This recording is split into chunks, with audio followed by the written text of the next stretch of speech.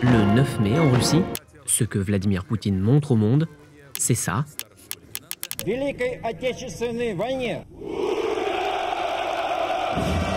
Et ce qu'il veut faire savoir, c'est ça. Правда и справедливость на нашей стороне.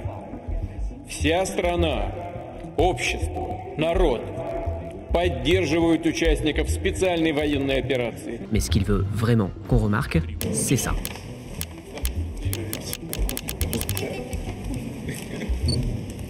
Depuis le 7 mai déjà, les avions des dirigeants du monde entier se succèdent à l'aéroport de Moscou.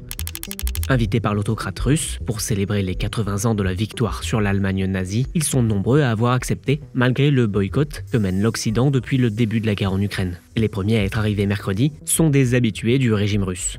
Le dirigeant vénézuélien Nicolás Maduro et le président chinois Xi Jinping, qui en ont profité pour avancer sur des accords bilatéraux entre leurs pays. Ce mercredi, on pouvait aussi retrouver autour de la table le président bélarusse Loukachenko, le président kazakh, le dirigeant pro-russe de la région séparatiste géorgienne d'Ossétie du Sud, le président égyptien, le chef de la junte militaire au pouvoir au Myanmar. Globalement, tous les chefs autoritaires de la planète sont de la partie, mais pas que.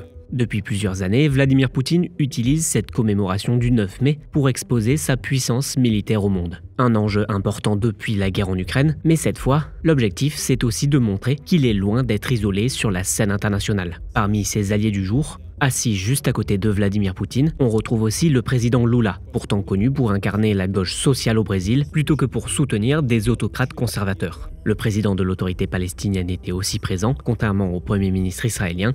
Côté UE, la chef de la diplomatie européenne avait averti « Toute participation au défilé ou aux célébrations du 9 mai à Moscou ne sera pas prise à la légère du côté européen », mais un dirigeant a quand même répondu à l'invitation, le seul, le Premier ministre slovaque, habitué à provoquer l'UE. Il s'est déjà rendu à Moscou fin 2024 pour discuter de livraison de gaz russe. Sur l'Ukraine, il reprend souvent le narratif russe et a mis fin à toute aide militaire slovaque aux voisins ukrainiens. En comparaison, même le dirigeant hongrois Viktor Orban a suivi les recommandations de l'UE et ne s'est pas déplacé malgré ses liens avec Vladimir Poutine. On compte aussi le président serbe, dont le pays est candidat à l'entrée dans l'UE depuis 2012 et qui a de nombreux liens économiques avec la Russie.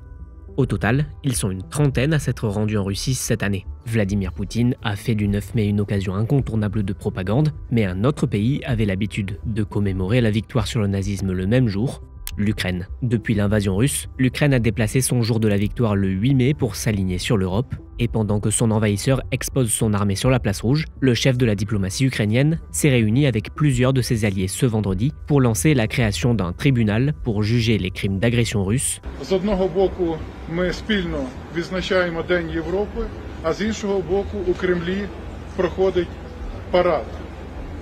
І Путін, він себе може вважати так званим переможцем, але він не має права монополізовувати перемогу. Він не має права. Ukrainski narod, c'est narod переможець. Et dans le même temps, l'UE s'est déjà engagée à verser 1 milliard d'euros à l'industrie militaire ukrainienne.